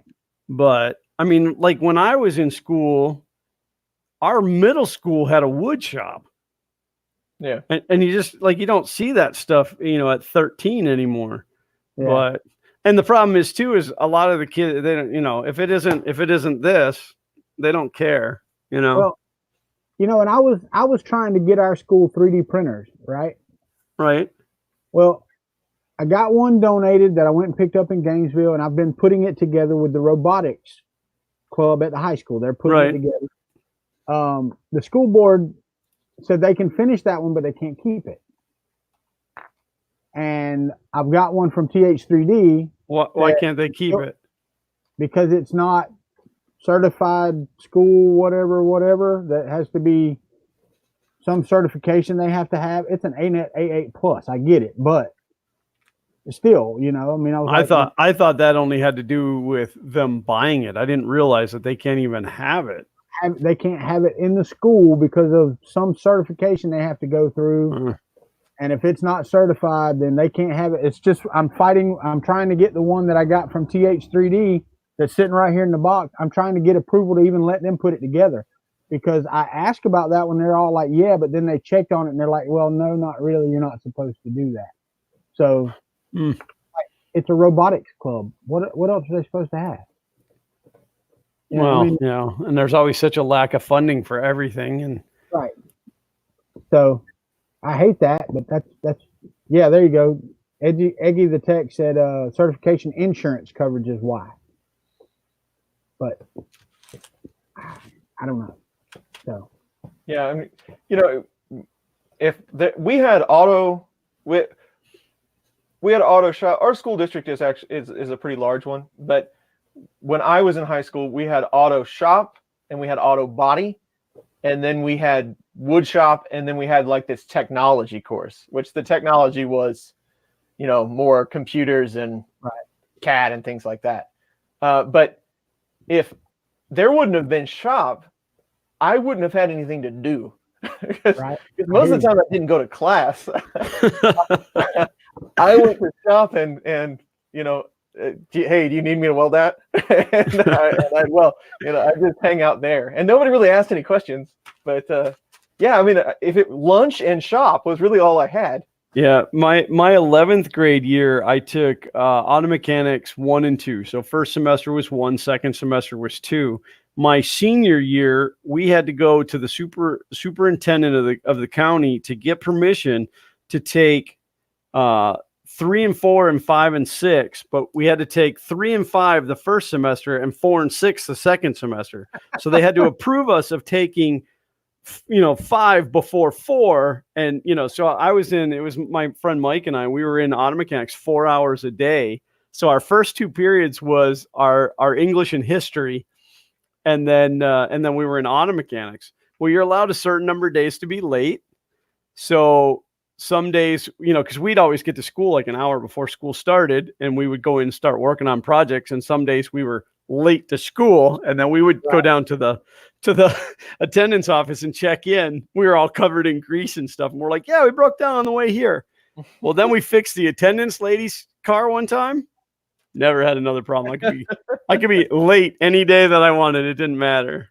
But yeah, I mean, that's in fact, that's how I got into electronics, was because I was in auto mechanics. And when I was 16, I got into a bad car accident and messed my back up. And at that point, the doctors were telling me I'd be in a wheelchair by the time I was 21. So I guess when I turn 21, I'll be in a wheelchair. But so we had a guy come in and do a presentation in the shop class about electronics. He was from ITT Tech. And I thought, that's where I want to go. That's that technology. It was completely new to me. I had no idea. I had basic, electrical background for 12-volt automotive and stuff, but transistors and resistors and piezo button or elements and stuff, that was exciting. And I was going to get to work in the air conditioning, so I'm like, yeah, that's where I want to go. Now I'm a construction estimator. Yeah. Air conditioning was a definite big bonus for me to get into computers. I like this. Yeah, and the only computing that I had in school, any computer class that I have, was the one that I taught the teachers when we got the Apple IIe. Because they went to the class to learn how to use them, and then didn't know how to use them when they started teaching the class. So no joke, in the afternoons I stayed after school and taught them how to use them so they could teach their class. Nice. And that's the only computers I ever touched in school. But my dad, he's an electrician by trade, but he learned after the military in the 60s. And I asked him one time to explain how tubes worked, and he went through the whole thing. And I was like, what you talking about? And he went through the whole thing, and he said, he told me, he's like, I went to class one time, and the guy teaching the class drew a picture of a transistor, and he said this, and this, and here's all you need to know about transistors, but forget it because they're way too expensive and you'll never use one.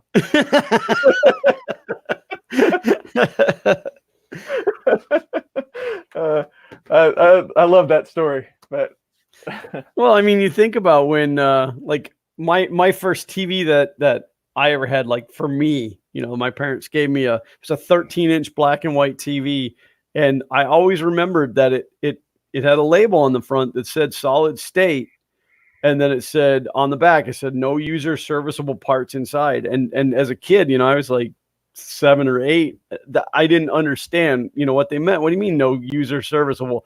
Because TVs up to that point had tubes in them, that you'd have to get in there and swap out. And I can remember being in the hardware store and they had the tube testing machine and, all of that.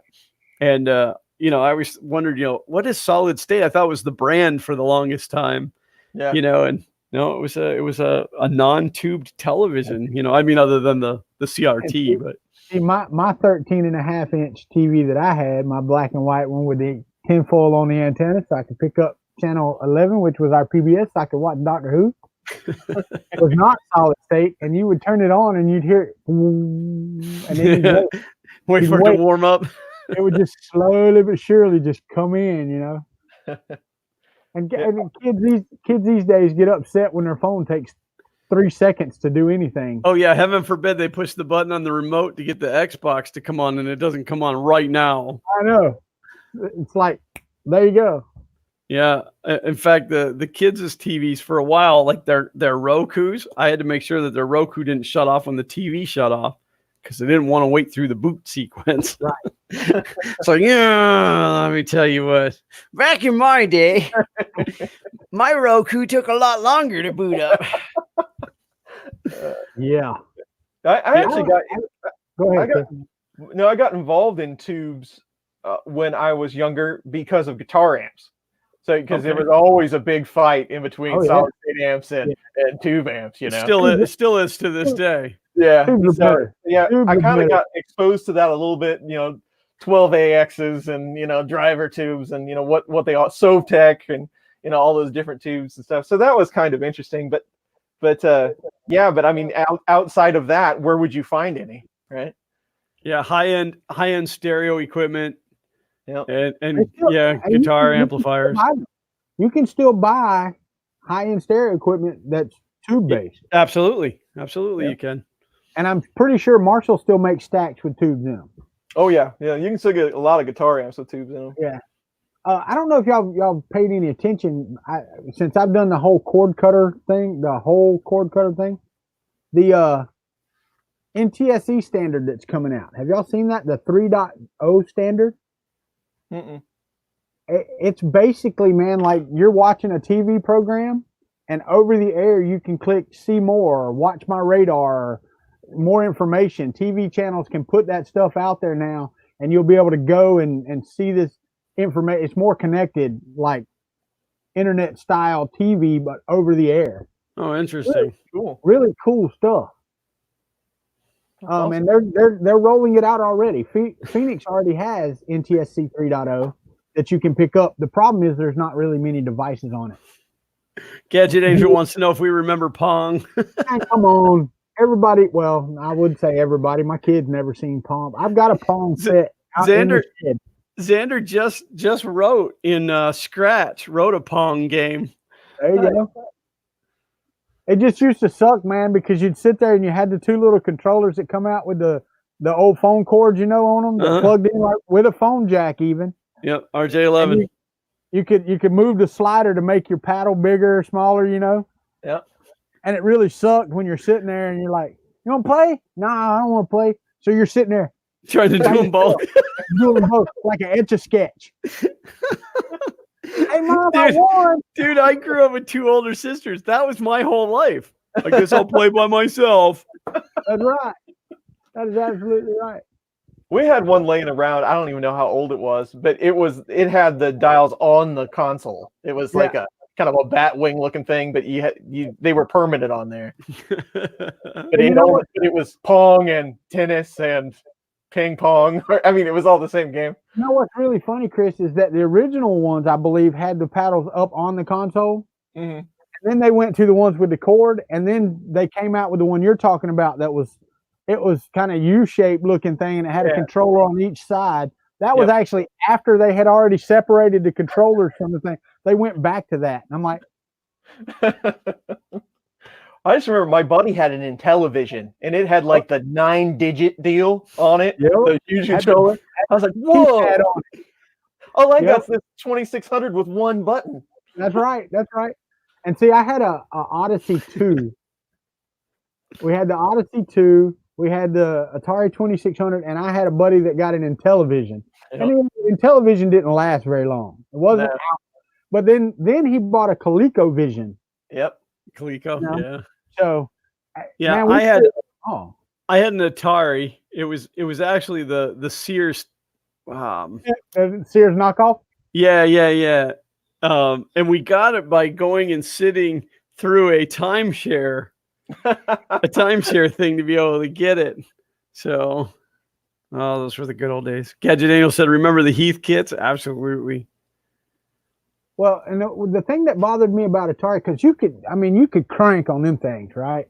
Yeah. But then they come out with the joy. Don't ever twist them though. If you twist the handle, they don't work anymore. But you could crank pretty hard on them, and they were pretty stout. But then they started coming out with the joysticks to replace it. that had like 2 buttons or whatever. Yeah, or the one on top. Had it up there on top or whatever. Man, you go to crank that like you did in Atari, and you snap it off. Snap. Yeah, You yeah. have Well, we were to, talking about Pong, and I just said that you had just written Pong in Scratch. This computer shut down. I'm running off of that one. So you got to lean way in like this. Chris Lane, I still have my big 20. Yeah. There's your Xander sighting if you're playing.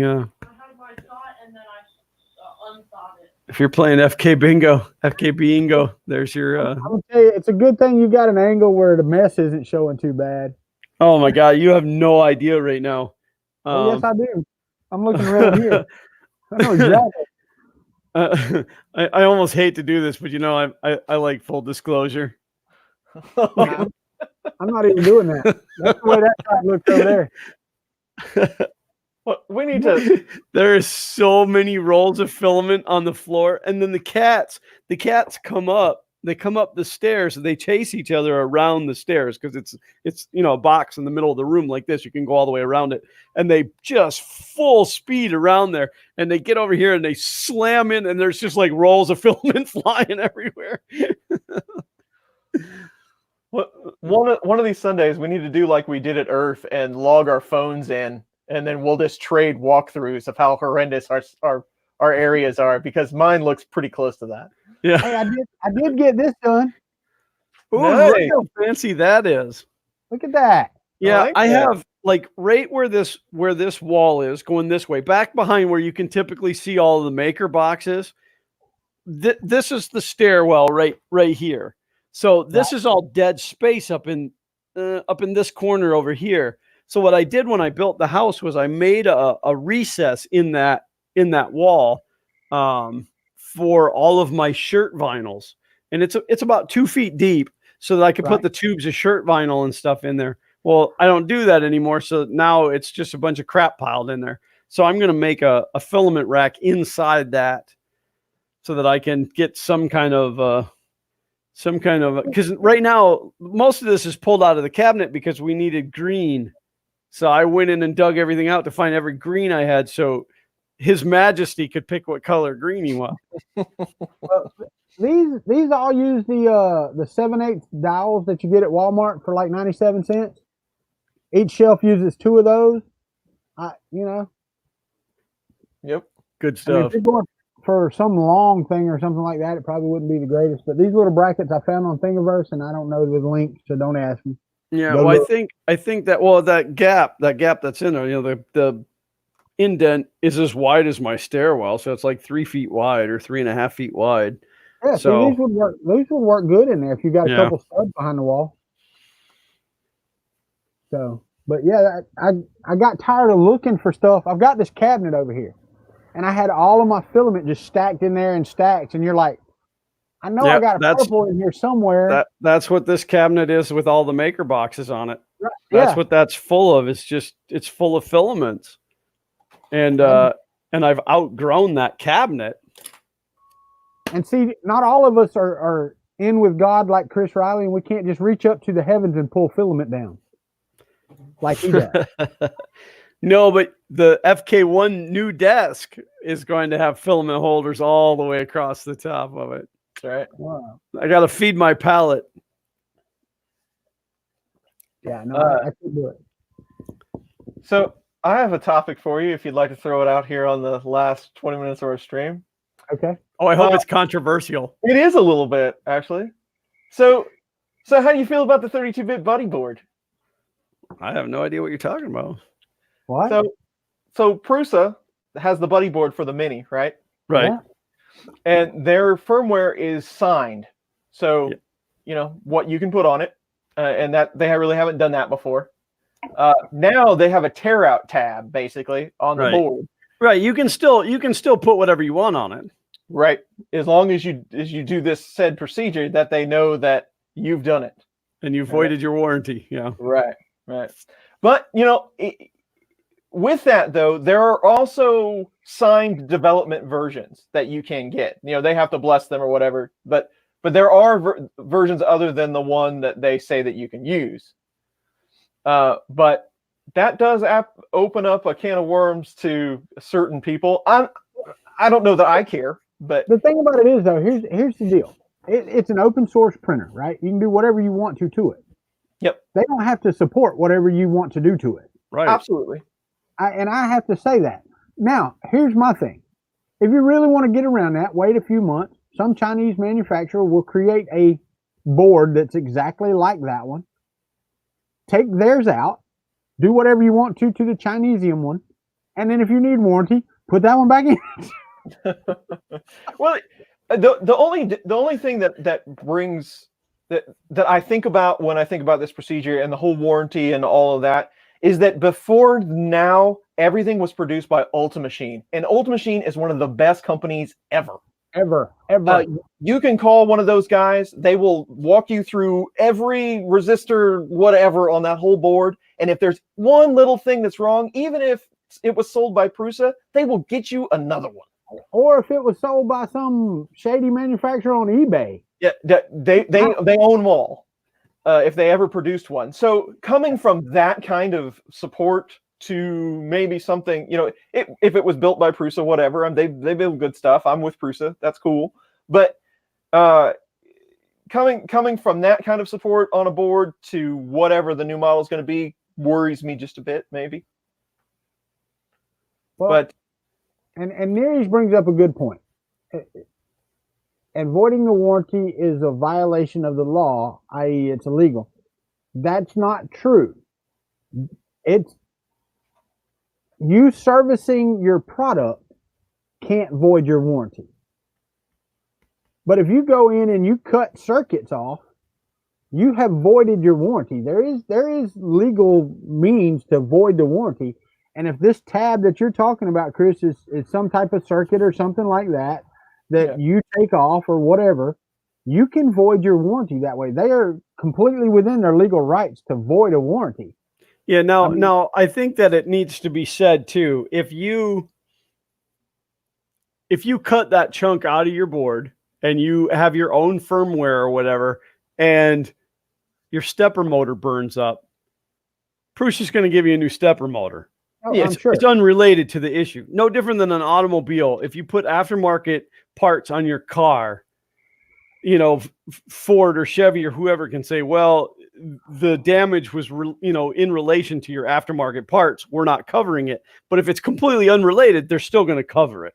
Yeah. So I mean, there's that section too. It's not that it completely voids the warranty.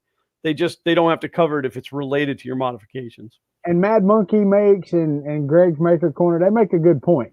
I always love the legal term because, we're all international lawyers here.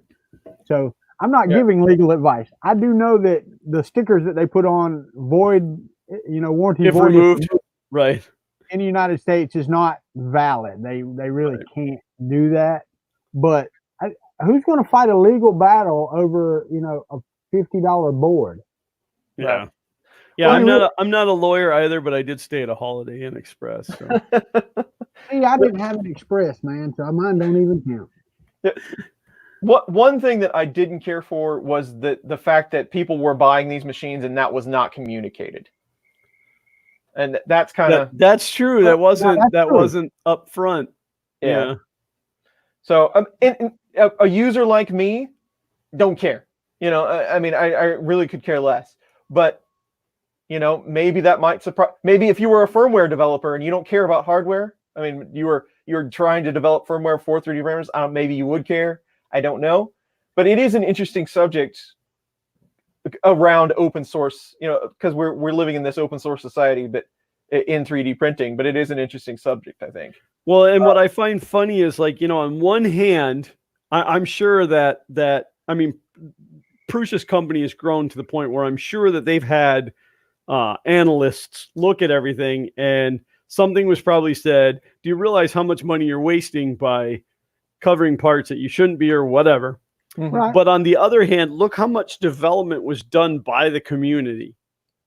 Like by allowing the community to try things and advance things. It's like having a worldwide research and development department.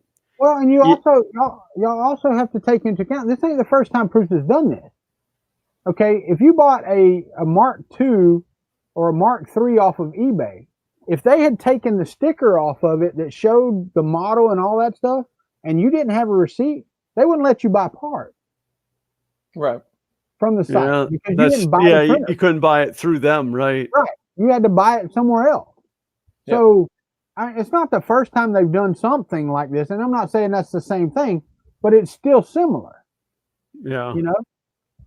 So yeah, I'm not surprised. I mean, Well, but I agree with you. It should be known up front. it should be just because of how they've done things in the past. I think they should have done that up front.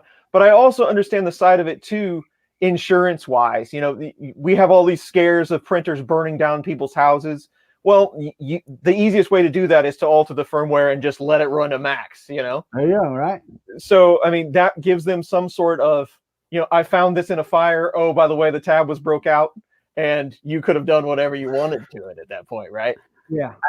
You know, there might be some of that there. I mean, I'm sure some, you know, insurance adjuster or whoever, you know, is doing the policy on this is going to come up with all kinds of crazy stuff. So that might be part of it. Yeah. It's like, go ahead. no, it's like going to work and talking to anybody on the security team. You know, it's like, oh no, you can't do any of that. You know? You're talking about that. Let me tell you a funny one. Last year, our company sent out one of those birthday card things or whatever holiday card deal. Yeah. It was a fake one, and everybody clicked on it, and everybody got a nice note. You're not supposed to click on these things, blah blah blah. My boss for freaking Christmas sent everybody an card, so we all deleted it, and he got mad. He's like, "None of y'all read my damn card." Blah, blah, blah. We just got in trouble for that not 4 months ago.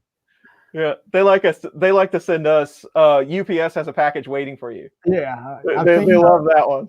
Yeah, but yeah, I mean, you know, companies that are in business to make money are in business to make money. They're not in business to make everybody happy.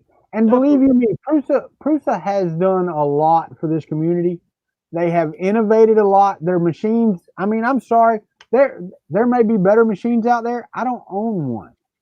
Okay. Do I have some that print as good? Yes. That have as quality components on it? No. That are as reliable? No. I mean, when you go to a Prusa, 9 times out of 10, you hit the print button and there you go.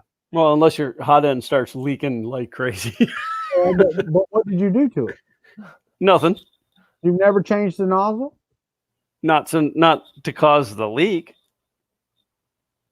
It was just working fine, and then it wasn't.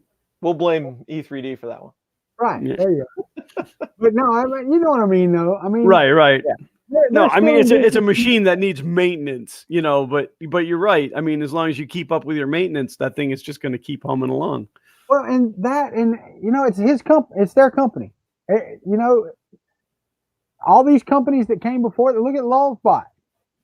How much do they charge for a printer? Oh, a lot. Right. And I'm not knocking Lulzbot. That's their company. They can charge what they want. It can be closed source if they want. Do I like open source stuff? Absolutely. Am I going to knock a company because they didn't make it open source? No. Yeah, but even so, what Prusa is doing does not make it not open source. I get that, Glenn. That's what I'm saying, though. Yeah. You know, they're just trying to cover their butt from having to pay for everybody else's mistake. Absolutely. Yeah. Well, and no, I don't think anybody that has a Prusa is going to knock Prusa support. It's good stuff. I mean, they are going to try to work with you to figure out whatever it is, and that ain't cheap. No. Providing support is not cheap. We know a Prusa support person, an ex-Prusa support person. You put him on your payroll, it's not going to be cheap because you got to put up with him. I know. I've had to buy the guy lunch, and holy crap! I'm telling you. But not only that, it's 24/7 support. Yeah. You can get on their chat 24/7 and get support. Yep. That absolutely is not cheap. Yep. You know, if you've got 4 or 5 guys answering chat 8 to 5 Monday through Friday check time, and they're in Czechoslovakia, then okay, you know, that's still an expense. But I was going to say that's still not cheap, right? It's still not 24/7 that you've got somebody available to answer your question. Yep. Yeah. Yep. So we'll see how that goes. Yeah, we'll see. I mean, but you're right. That's a good question to put out here. It's something we should discuss on this program. Mm-hmm. Wait, when did we become a program? We're getting more mature every week. Speak for yourself. Well, that's scary. It's Speak for 2020. yourself, Papa. New year, new rules. Okay. Well, I will say this. Now we've gotten off a topic here a couple times, but we've stayed on 3D printing for the majority of this show, which is really cool for one. Yeah. Other than Glenn killing his PC. Yeah, I was working on 3D printing related issues. So my woe is me story. My AM8 and my Prusa are my two go-to printers. I print only PETG at this point on my Prusa, and so all of my PLA prints are always done back here on the AM8. And so if you guys remember back a couple of months ago, I was working on the AM8 on stream because I thought the heat cartridge was failing, because when the fan would kick in, it would go to thermal runaway, like the temperature would drop 25, 30 degrees. Well, it's still doing it even with the new. So I'm thinking maybe the power supply isn't strong enough or whatever. So that's my next problem. So all of a sudden my PLA printer goes down. Okay, no problem. The next project that we go to print is out of PETG anyway. And then it prints and it looks horrific. There's like globs of PETG all over what I'm printing stuff. And I'm like, what is going on? Let's see if I can reach this. So here's the sock that was on it. So there was a little bit of a problem. Yeah, you had a little leak. Yeah, it's real crunchy. So, but I pulled the sock off, and sure enough, it's leaking like crazy. So yeah, that's what I was working on fixing. I was working on pulling the hot end out, and I think I'm just going to order another one, and get on with printed solid and just order a spare one and swap it out, and then I'll clean this one up afterwards. But yeah, Greg makes a point in the chat: Prusa or Prusa. Now, Prusa, when he says his last name, he says Prusa. But I have seen him say Prusa before. Yeah. So he doesn't know. So when people give me a hard time because I don't say Prusa, I just laugh. Well, see, I kind of teeter back and forth because I always pronounced it Prusa. And then, out of the mouth of the babes, I asked him and he said it was Prusa. Yeah. And so then I've tried, over the last probably year to pronounce it Prusa. So sometimes I'll slip either way, Yeah, I try, but I never. I'm always saying Prusa endlessly and things like that. I'm just going to refer to it as the orange one from now on. Yeah, Right. yeah. Joe's. That guy. Yeah, the Joe printer. Yeah. I don't know if I got to tell the story, but Joseph was at Orlando Maker Faire this year. And I had a chance. I was actually standing there talking to Matt Schultz, but Joe was standing there, and I was telling Matt the story about me asking Joseph to sign the printer at Murph when I almost tackled him with a taco in my mouth. And Xander was filming at the time, and has filmed me telling the story. And just as Joseph starts to bust out laughing, he turns the camera off, and I'm like, I made Joseph laugh, and you stopped recording.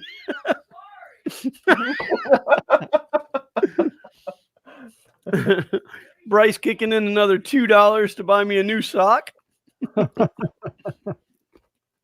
Yeah, it's really crispy. What is your guys' feeling on these socks? Because some people are like, no, don't run them. Mine's take it or leave it. Sometimes I put it on there and sometimes I don't. Well, the reason that I did it was because it's supposed to keep the hot end clean.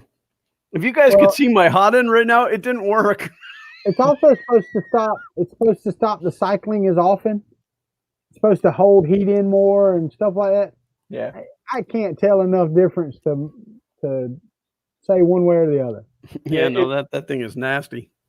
I do a little bit of both. It depends on what machine, but I have run into, because before 3-4 years ago, all of them had that that fiberglass tape and captain on it. right? Everybody had that to try to insulate and get a little more consistent temp.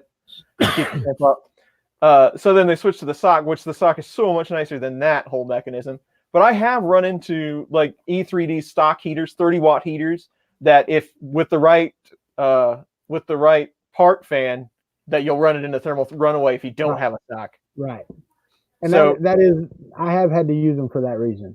yeah. So that has happened to me before, but still it's like, 50-50. I might have one. It has saved me though a lot of cleanup in a disaster situation before though, because you can kind of get it free if the sock's on there, but yeah, whatever. Well, and I think somebody, and my apologies for missing who it was. Somebody said something about them falling off, which was, Mr. Butcham said socks can save a lot of cleanup. If your part breaks loose. Oh, I thought he had said something about, I don't know, but I had always heard that the socks can fall off and then get into your print. But I was, for the first couple times that I used one, I had put it on with a little piece of wire to hold it. And this one I didn't. I just had it on there, which, I mean, I guess for cleanup, as far as like he was saying, if your print goes awry, it does make it a lot easier. But if it's leaking into the sock, then it doesn't make it any easier. Yeah. Yeah, it doesn't make it easier when I leak into my sock either. So, and at your age, I'm sure that happens a lot. just wait. Your day's coming. Wait about 3 months. Oh, that's the cutoff. Well, you're 3 months behind me, so you'll be here in 3 months. I've only ever had one of those socks fall off, and it was not a genuine E3D one. It was some aftermarket on some other hot end. So it probably didn't fit that well anyway. But the E3D ones seem to, once they get hot and kind of fit on there, they seem to stay. Yeah, they settle in pretty good. Yeah. But Slice Engineering was coming out with a sock. I don't know if they ever started selling those or not. I know there were some prototypes. no, they didn't. Yeah. Yeah. I actually talked to Dan day before yesterday on the phone. But no, I don't think they did. I think, like you said, I think one of the problems was the manufacturer of them. Yeah. They didn't like the manufacturing that they were getting done. They may still look at it in the future, but I think that was the issue. I remember talking to Dan about it, and I'm like, well, what temp are these good up to? He's like, well, around 260. I was like, well, then why do I have a mosquito? Right. 260. What am I, a normal 3D printing person? What am I, some sort of noob? So what you're telling me is you're selling me parts so that I can't use your hot end up to its potential. That's right.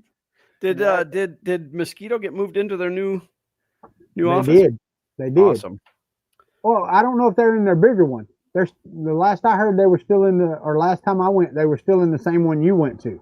It was supposed to be the first of the year. Yeah, I don't know when the first of the year though. I mean, it could be the end of January when they get in there. Yeah, it's gonna be good for them. It was funny because like when Xander and I went there, I had no inkling of the space that they were in. So I had this image in my head, and the building that they're in is really cool.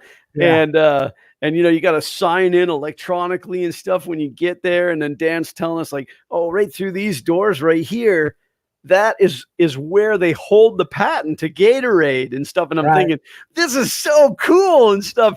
And we go upstairs and they're in a closet. Yeah. It's really funny because I went to their house when before they were in that office. Right. They were in Dan's house. And it was in like the dining room section where the dining room's supposed to be in the house. Yeah. It was bigger than the office they moved into. And when I walked in, I was like you. I walked into Innovation Hall and I'm like, this is nice, man. And we get up there and you walk in and it's what, three stories or four stories high, it's all open, all these meetings going on and all this stuff. And it's funny though, because you get up there and he opens the broom closet and you go, wow. Yeah, Xander said, well, should I bring the camera and stuff? And I'm like, well, let's not do that this time. Let's just go and scope everything out. Like I'm expecting like to walk in and there'd be like a Slice Engineering logo on the wall. And, they had a whiteboard. Dan's gonna watch this and be like, "Oh, thanks a lot." But Dan's not watching our videos, man. Who no, is I'm sure he isn't. He But doesn't like us. It's really cool though, because he told me where the building was at, and my daughter actually stayed in her first year at UF was in Infinity Hall, which is like on the corner, catty corner to that building. And I was actually out there flying my drone when they were building it. Wow, I've got some drone footage of them building those office spaces there. that's pretty cool. But yeah, when it was not what I expected either. No, it was just really funny because I had this whole thing built up in my head, and like I'm really crazy about branding. If you guys didn't know that, like I like to put my logo on everything that I possibly can, right down to my underwear. But at the point that I walk in and there's no marking on the door, there's no marking inside. I'm like, there's not like custom carpet with their logo in it. I'm like, what is going on? Not only that, it in the back of it had a jailhouse window that was like this wide. Yeah, it was tiny. Right. To tell you guys honestly, it's probably what, 15 by 20? Does that sound right? I don't think it was that big, man. When you walk in the door, immediately in front of you is a table. And that table, which is it's very hollow. Everything you do on it echoes like crazy through the room, but it's like this, that's their research and development table. And then immediately to your right is the desk for the computer. And then you got a whiteboard, and over in this corner over here is a shelf with product on it. And that was it. That was the whole entire Slice Engineering. I promise the room was more like 12 by 15 at the top. Could be.